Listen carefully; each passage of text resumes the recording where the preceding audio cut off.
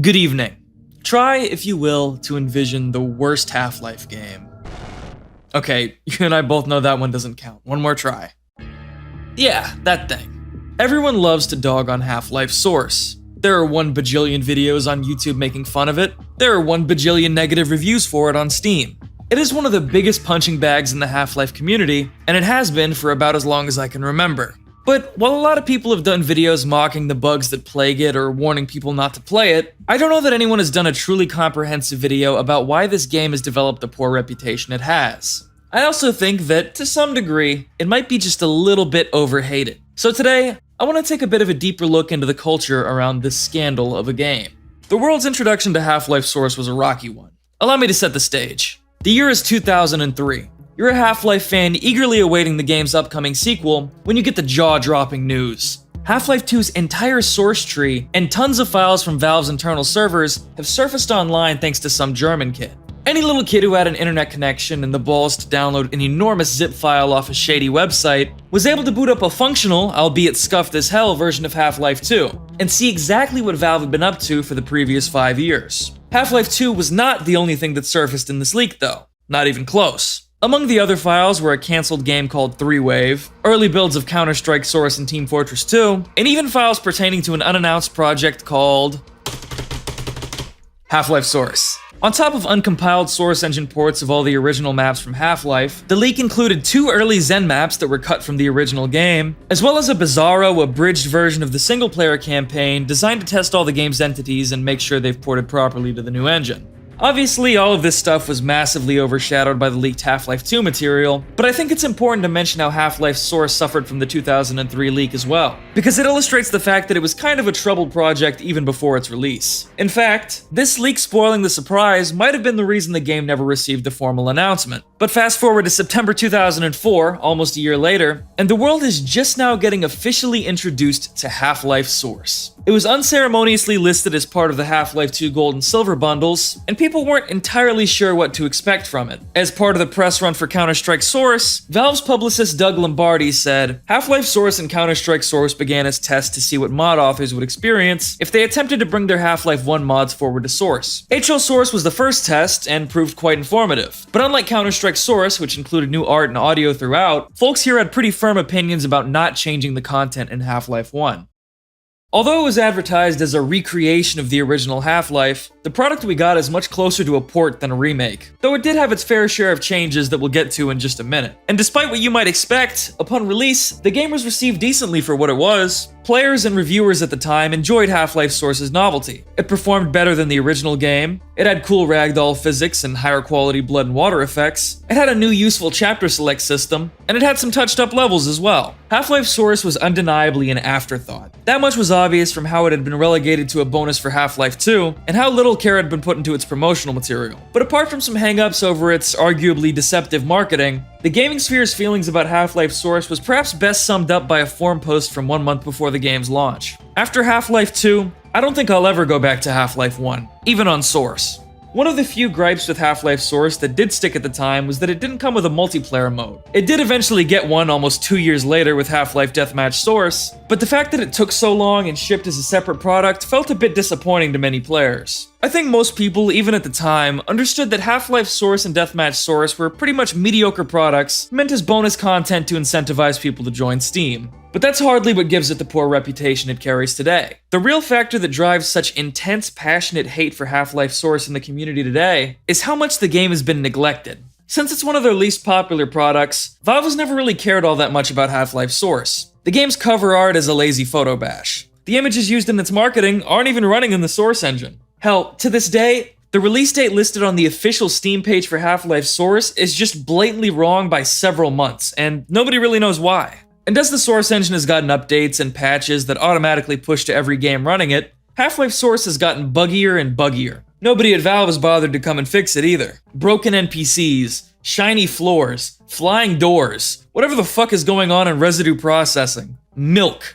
It's getting nasty out here, man. And to make things worse, a lot of the traits about Half-Life Source that impressed reviewers at the time of its release have since lost their charm. Now that we're accustomed to the technology, seeing Half-Life 2's water or shaders in the original Half-Life feels less like injecting futuristic technology into a classic game, and more like a tasteless, lazy asset swap that desecrates the original art style. And because of its buggy state and inconsistent visuals, there's a concern in the community that since Half-Life Source advertises itself as an enhancement, new players might choose to play it over the original and walk away from the series with a bad taste in their mouth. So a lot of people consider it highly important to be proactive in warning people against getting the game. But to get specific, what are the things that people hate about this port? Well, first are the aforementioned water effects. It's pretty jarring to see such a difference in visual fidelity between the water in this game and the rest of the surrounding environments. Sometimes the water also just glitches the hell out and turns into a milk-like substance. I've got no earthly clue what causes this. Second, Half-Life Source's implementation of the HD models is janky and strange. These HD models are already a big punching bag in the Half-Life 1 community. In fact, I guarantee if you scroll down right now, you'll find at least one comment chain of two of the biggest gorilla-brained morons clashing over whether Barney should look like a mannequin or a sex offender. But see, Half-Life Source's HD models are not the original HD models. They are apparently just straight up lifted from a random fan project on Game Banana. And I think that is possibly the greatest testament to how little Valve cares about this game.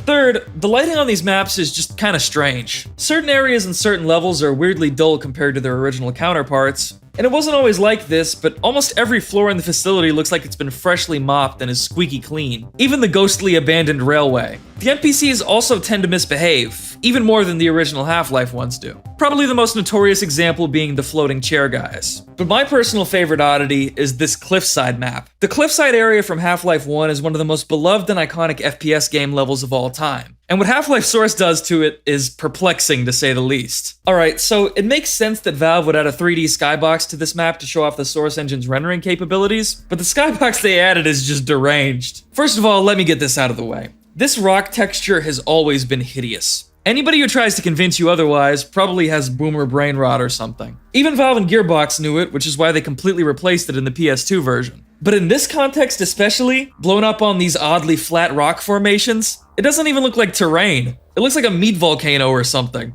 And the choice to make the ground beneath it this greenish-blue clashing texture which bleeds into nasty, cheap water, it all comes around to create a vomit-inducing level that it's hard for me to believe was impressive looking even back in 2004. The degree to which Half-Life Source just completely ruins this iconic part of the original game is something I barely see talked about, which is insane given how much time people online spend making fun of this game. Also, this might not be Valve's fault, but Half-Life Source is also home to one of the most disgusting modding communities I've ever seen. What the hell is this, man? This is disgusting. Do people really play it like this? There's a lot of other minor bugs and issues with the game, so many that there are entire online series dedicated to documenting them, but to respect your time, I tried to keep it to the ones I found most notable. Half-Life Deathmatch Source being sold as a separate game probably wasn't seen as too egregious back in the day, since it was included in so many bundles. But today we see that it has its own Steam page and that Valve wants $10 for it, which is frankly just fucking predatory. Half-Life Source is so buggy and goofy that it's kind of amazing how little flack Valve gets for it. But as crazy as it might be to say out loud, I think people get so wrapped up ridiculing it, they forget to acknowledge the good that it's done. You might be wondering what I mean by that, so let me make myself clear. I think that Half-Life Source has provided unfathomable value to the Half-Life community. Don't believe me? Here's a quick experiment. Think of a popular piece of Half-Life 1 internet media, something oft-referenced and permanently associated with the game's culture. If you're a Fortnite zoomer, maybe you thought of Half-Life VR, but the AI is self-aware. That series is made possible through Half-Life Source's compatibility with Gmod. If you've been around the block a little longer, maybe you thought of Freeman's Mind. That series is powered by Half-Life Source's demo system.